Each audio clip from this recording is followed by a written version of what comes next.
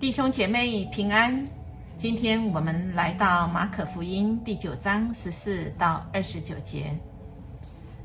在第23节这样说，耶稣说：是的，你若能，有信心的人什么事都能。我信不够，求主帮助。门徒们回到其他的门徒那里的时候，看见一群人围着他们，有些经学教师正在跟他们讨论。群众呢，一看见耶稣都非常的诧异，大家跑去就迎接他。耶稣对门徒问说：你们跟他们在讨论些什么呢？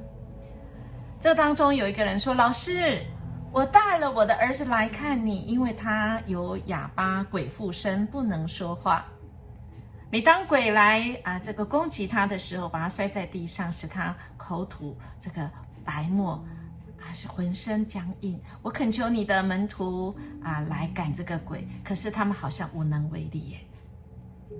耶稣对他们说：你们这世代的人是多么没有信心啊！我还得在你们这里多久呢？还得容忍你们多久呢？把孩子带到我这里来。接下来耶稣就问他的父亲说：这个孩子害病多久？他说从小就有了，鬼多次想要来杀灭他，把他扔到火里，推到水里，但是主啊，你若能，求你怜悯我们，帮助我们。亲爱的弟兄姐妹，父亲是问主啊，你若能，不是说主啊，你若肯。不一样哦。我们记得吗？在前面也有一个神迹奇事，他是问耶稣说：主啊，你若肯。但这一次这个父亲确实呢，信心并不够。他是说：主啊，你若能，你有这个能力，你也能够的。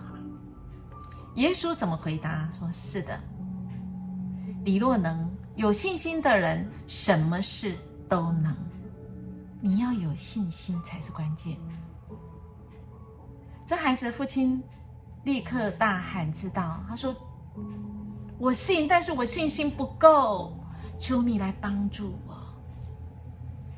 亲爱的弟兄姐妹，我们的主看见了我们的信心不够，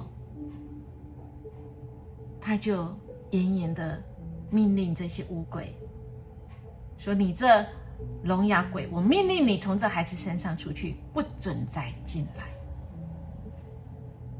甚至于教导这些门徒说：这样的鬼你们必须要禁死。亲爱的弟兄姐妹，我们要经历神在我们生命中行神迹奇事吗？我们要我们的主来解决我们长久以来没有办法解决，就像这个孩子一样，甚至于很多时候是先天从小的，不管是身体或者是心灵或者是家庭的困扰，耶稣都再一次来邀请我们说：是的，你若能，有信心的人什么事都能了。如果我们有信心，我们当然也会是有时候信心不够，我们的主知道，只要我们愿意跟神求，主啊，恳求你赐给我天国的信心，使我们就能够体验天国的荣耀，得着天国的能力。是的，这一类的，我们若不能，我们就来禁食祷告。我们不知道为什么要禁食祷告，但是主既然这样说，我们就凭着信心这样做。我相信我们必能经历这位能够的主。我们一起来祷告。主啊，恳求你帮助我，让我能够在信心不足的时候仰望你，看见你正牵着我的手，走那崎岖的路，向着恩典路来前行，来荣耀主你的名。奉主耶稣基督的名求，阿们。我们今天来经历这位大能的神，恳求神给我们信心，我们就凭着信心走今天的道路。我们今天来荣耀主，我们明天见。